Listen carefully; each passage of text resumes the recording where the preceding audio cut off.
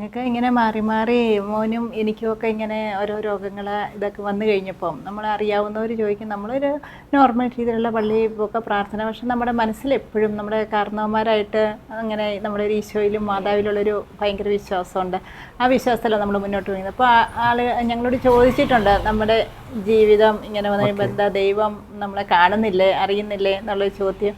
അപ്പം ഞാൻ അവരോട് ചിരിച്ചുകൊണ്ട് പറയുമോ, ദൈവം ഉള്ള ഇങ്ങനെ ഞങ്ങളെ കരുതുന്നതുകൊണ്ടാണ് നടക്കുന്നതെന്ന് പറയും. പക്ഷെ ഞാൻ അജിയോട് പറയും, ശരിക്കും നമുക്ക് നമ്മുടെ ജീവിതത്തിൽ ഒത്തിരിയേറെ നന്മകൾ ദൈവം തന്നിട്ട് ഒന്നോ രണ്ടോ അസുഖങ്ങൾ ചെറുതായിട്ട് ഇങ്ങനെ തരുമ്പോഴത്തേക്ക് നമ്മൾ അതിനെ മാത്രം ഫോക്കസ് ചെയ്ത് പരാതി പറയുന്നത് അത് ശരിയല്ല. ഒത്തിരി നമുക്ക് തന്നേക്കുന്ന നന്മകൾ കാണാതെ നമുക്ക് തന്നേക്കുന്ന എന്തെങ്കിലും രോഗത്തിൻ്റെ പേരിൽ നമ്മളൊരിക്കലും പരാതി പറയുന്നത് ഒരിക്കലും ശരിയല്ല. പിന്നെ എപ്പോഴും ഞങ്ങൾക്കൊരു ആദ്യം പറഞ്ഞല്ലോ, പ്രതീക്ഷ എപ്പോഴും അങ്ങനെ ശരിയായി വരും എന്നുള്ളൊരു പ്രതീക്ഷ ഉണ്ടായിരുന്നു. പക്ഷേ ഘട്ടം ഘട്ടമായിട്ട് ഇങ്ങനെ കുറഞ്ഞു ഇപ്പം ഞങ്ങൾ വിശ്വസിക്കുന്നത് നമ്മുടെ ആത്മാവിന് ഏതാണോ നല്ലത് ആ രീതിയിൽ തന്നെ മുന്നോട്ട് പോയിക്കോട്ടെ എന്നുള്ള ഒരു രീതിയാണ്.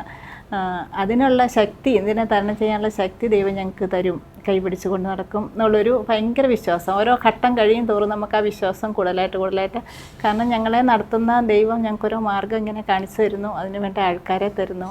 അതുപോലെ ഒത്തിരി അത്ഭുതങ്ങൾ വെച്ചാൽ നമ്മളെ രക്ഷിക്കുന്ന സ്നേഹം ഇത് നമുക്ക് മനസ്സിലാകുന്നുണ്ട്. പല അവസരങ്ങളിലും ഓരോ അപകടങ്ങളിൽ നിന്നൊക്കെ രക്ഷപ്പെടുത്തുന്നു. നമുക്ക് നമ്മുടെ യൂണിറ്റിൽ പല ഓരോ അപകടങ്ങൾ ഉണ്ടാകാൻ സാധ്യതയുള്ളിടത്ത് നമ്മളെ മാറ്റി രക്ഷപ്പെടുത്തുന്നതൊക്കെ നമുക്ക് ശരിക്കും അനുഭവത്തിൽ വന്നിട്ടുണ്ട്.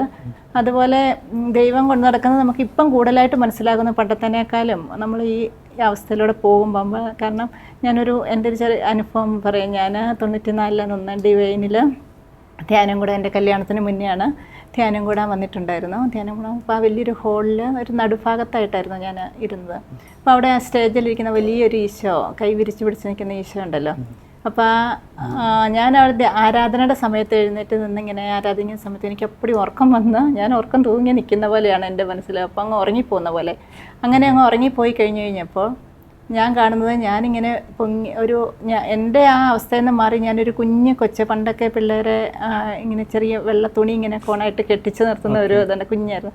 അപ്പം ഞാനിങ്ങനെ അങ്ങ് പൊങ്ങിപ്പോയിട്ട് ആ വലിയ സ്റ്റേജിൽ നിൽക്കുന്ന ഈശോയുടെ താഴെ നിലത്ത് ഇങ്ങനെ ഒരു കുഞ്ഞ് കൊച്ചായിട്ട് നിൽക്കുകയാണ്. എന്നിട്ട് അവിടെ നിൽക്കുന്ന ഞാൻ അവിടുന്ന് പതുക്കെ പൊങ്ങി നേരെ മുകളിലോട്ട് പോയിട്ട് ഈശോയുടെ ഇങ്ങനെ ഉള്ളം കയ്യിൽ നമ്മുടെ ഈ പെരുവിരലിനോട് ചേർന്ന് ഇങ്ങനെ കിടക്കുന്നതായിട്ട്, ഞാൻ ആ കുഞ്ഞു തുണിയൊക്കെ കൊടുത്ത് കിടക്കുന്നതായിട്ട് ഞാൻ ശരിക്കും കാണുന്നത്. അതിപ്പോഴും എൻ്റെ മനസ്സിൽ അതുപോലെ തന്നെ ഉണ്ട്. അപ്പോൾ ഞാനിവിടെ എൻ്റെ വീട്ടിലൊക്കെ ഞാൻ പറഞ്ഞത് ഇങ്ങനെ ഈശോയുടെ ഉള്ളം കൈ കയറി കിടക്കുന്നതായിട്ടൊക്കെ ഞാൻ കണ്ടു എന്നൊക്കെ. പക്ഷേ അന്ന് അതിൻ്റെ അർത്ഥം ഇപ്പോഴാണ് ശരിക്കും മനസ്സിലാകുന്നത്. കാരണം അന്ന് എന്നെ ഉള്ളം കയ്യിൽ കരുതിയ ഈശോ ഇന്ന് എന്നെ മാത്രമല്ല ഞങ്ങളെ കൊണ്ടു നടക്കുന്നു. അതിനുള്ള ഉദാഹരണമാണ് ഞങ്ങൾ ശരിക്കും ദൈവത്തിൻ്റെ ഒരു ഭയങ്കര പ്രവൃത്തിയാണ് ഞങ്ങളുടെ ജീവിതം മുന്നോട്ട് കൊണ്ടുപോകുന്നതെന്ന് വിശ്വസിക്കുന്നു. ഇനി അതുപോലെ തന്നെ എനിക്ക് തോന്നുന്നു നമ്മൾ കേട്ടിട്ടുണ്ട്, സഹനങ്ങളുടെ കാലഘട്ടത്തിൽ ദൈവം നമ്മളെ കയ്യിൽ പിടിച്ച് കൊണ്ട് നടക്കുമെന്നുള്ളത്. അതായത് മറ്റേ സമയത്ത് കൂടെ നടക്കുമെങ്കിലും അല്ലെങ്കിൽ സഹനങ്ങൾ വരുമ്പോൾ അല്ലെങ്കിൽ വേദനകൾ കൂടുതലും ഈശോ നമ്മൾ ഉള്ളം കയ്യിൽ താങ്ങും എന്നുള്ളത് ശരിക്കും യഥാർത്ഥത്തിൽ അത് തന്നെയാണ് ചേച്ചിക്ക് അന്ന് ഇപ്പോൾ കാണിച്ച ദൈവം കൊടുത്തത്. ഇപ്പൊ നിങ്ങൾക്ക് നിങ്ങളുടെ ജീവിതത്തിലേക്ക് മനസ്സിലാകുന്നു അന്നത്തെ ഇത്. അതുപോലെ കാഴ്ചയൊക്കെ പോയ സമയത്ത് ഞാൻ അണക്കര ധ്യാന കേന്ദ്രത്തിൽ അവിടെ ഒരാഴ്ചത്തെ ധ്യാനം കൂടാൻ പോയപ്പോൾ അവിടെ ഒരു ധ്യാനത്തിൻ്റെ സമയത്ത് സകല വിസ്തരോടുള്ള ലുത്തീനിയ പാട്ടായിട്ട് ഞങ്ങൾക്ക് വേണ്ടി പ്രാർത്ഥിക്കണമെന്ന് പറഞ്ഞ ഓരോ വിസ്തരുടെ പേര് പറഞ്ഞ് പ്രാർത്ഥിക്കുമല്ലോ. അപ്പം ഞാനങ്ങനെ ഇവിടെ പ്രാർത്ഥിച്ചുകൊണ്ടിരുന്ന സമയത്ത് ആ സ്റ്റേജിൽ ഇങ്ങനെ ഞാൻ കാണുവാണ്, അതും ഇങ്ങനെ ഒരു മയങ്ങിപ്പോകുന്ന പോലെ. അപ്പം ഞാനിങ്ങനെ സ്റ്റേജിൽ കാണുക നല്ലൊരു പാറപ്പുറത്ത് ഈശോ ഒരു ചുമന്ന മേലങ്കിയൊക്കെ ഇട്ടിരിക്കുന്നതും അതിൻ്റെ അടുത്ത വശത്ത് മാതാവ് ഇങ്ങനെ നീല കാപ്പാക്കി ഇട്ടിരിക്കുന്ന മാതാവ്, അങ്ങനെ അതിൻ്റെ തൊട്ട് താഴെയായിട്ട് മാതാവ് ഇരിക്കുന്നു. അതിൻ്റെ ചുറ്റിനെ മലാഖമാരിങ്ങനെ ചുറ്റിനെ നിൽക്കുകയാണ്, നല്ല വെള്ളം. പിന്നെ വിശുദ്ധന്മാർ, എനിക്ക് ശരിക്കും പറഞ്ഞാൽ വിശുദ്ധന്മാരുടെ ഒന്നും മുഖം ശരിക്കും അറിയത്തില്ല. പക്ഷേ ഈ പച്ചയും നീലയും ചുമപ്പും ഒക്കെ കൊടുത്ത നീളത്തിൽ ഉടുപ്പും നീളത്തിൽ കൈയൊക്കെയുള്ള ഇങ്ങനെ നിരന്ന് നിൽക്കുന്നു. അതുപോലെ മുടിയൊക്കെ എത്രയോ നീളത്തിലുണ്ട്, ഇങ്ങനെ നിരന്ന് നിൽക്കുന്നതായിട്ട് കാണുക. അപ്പം കാണുമ്പോൾ ഞാനിങ്ങനെ ഓരോ വിസ്തരുടെ പേര് പറയുമ്പോൾ നമ്മളിങ്ങനെ ഓരോരുത്തരുടെ അടുത്ത് പോയി കൈ കൂപ്പി പിടിച്ച് ഞങ്ങൾക്ക് വേണ്ടി പ്രാർത്ഥിക്കണമെന്ന് പറയുന്നുണ്ട്.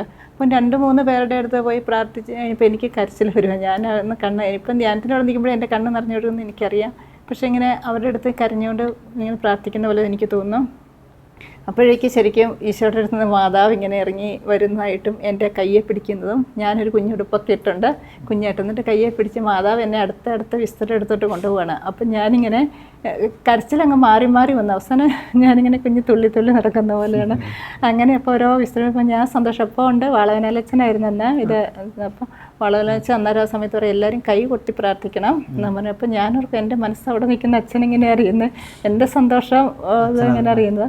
അപ്പം ഞാനവർക്ക് ഇപ്പോഴും മാതാവ് ഇപ്പോഴും കൈ പിടിച്ച് കൊണ്ട് നടക്കുന്നതായിട്ട്, ഞാൻ ഇത്ര നാളായിട്ടും വീഴാതെയൊക്കെ 14 വർഷത്തോളം ആകാറായി ഇപ്പം കാഴ്ച പോയിട്ട് ഫുള്ളായിട്ട് പോയിട്ട്, പക്ഷെ ഒരിടത്തും വീഴാതെ ഇങ്ങനെ നടക്കുന്നത് പരിശുദ്ധാത്മാവിനോട് ഇപ്പോഴും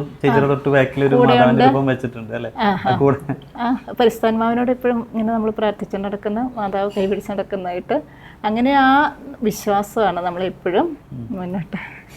അജിച്ചേട്ടൻ അത് ദൈവം നൽകി വലിയൊരു ബലമല്ലേ? അതെ അതെ, എനിക്ക് വേണ്ടിയിട്ട് പ്രത്യേകം ഒരുക്കി വെച്ചിരുന്ന പോലെയാണ് കരുതുന്നത്. അജിയുടെ ഫുൾ സപ്പോർട്ടാണ് ഞങ്ങൾക്ക് ഇപ്പോഴും. അഖിലും അതെ ഞാൻ അഖിലേക്ക് വരും. എല്ലാത്തിനും സപ്പോർട്ടായിട്ടേ, എനിക്ക് ഇപ്പോൾ എന്ത് വേദനകൾ വന്നേലും എല്ലാത്തിനും ഒരു 100% സപ്പോർട്ട്. ഞാനിപ്പോൾ ഒരു 4-5 വർഷമായിട്ട് അടുക്കളയിലെ ആളെല്ലാം കൊറോണ വന്നു കഴിഞ്ഞപ്പം തന്നെയായിരുന്നു അടുക്കളയിലെ ജോലികളൊക്കെ ചെയ്യുന്നത്. അന്നേരം എനിക്ക് ചെയ്യാൻ പറ്റത്തില്ലാത്ത 2-3 കാര്യങ്ങളുണ്ട്. ചായ ഉണ്ടാക്കാനും മീൻ വറുക്കാനും അങ്ങനത്തെയൊക്കെ ഉള്ളപ്പോൾ ഞാൻ തന്നെ ഉള്ളപ്പോൾ എനിക്ക് അജി സഹായിച്ചു.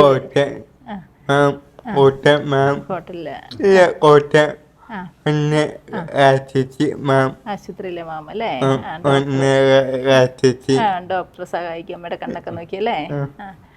അങ്ങനെ എനിക്ക് വേണ്ട എല്ലാ സപ്പോർട്ടും ഞാൻ പറഞ്ഞത് ഇപ്പത്തിൻ്റെ കാര്യത്തിനും എല്ലാത്തിനും 100% സപ്പോർട്ട് ഉള്ളത് കൊണ്ടാണ് എനിക്കിങ്ങനെ മുന്നോട്ട് പോകാനായിട്ട് സാധിക്കുന്നത്.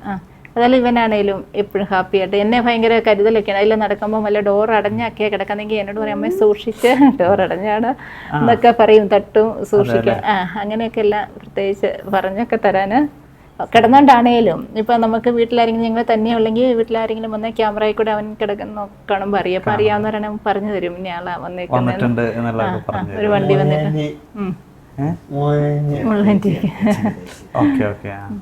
പിന്നെ നമ്മുടെ ചേട്ടന്മാരാണെങ്കിലും 2 പേര് അജിയുടെ സഹോദരങ്ങൾ നമ്മുടെ അപ്പുറം ഇപ്പുറം ഉണ്ട്. അവരൊക്കെയാണ് എന്തെങ്കിലും ഒരു ആവശ്യത്തിന് വിളിച്ച് അന്നേരം വരും.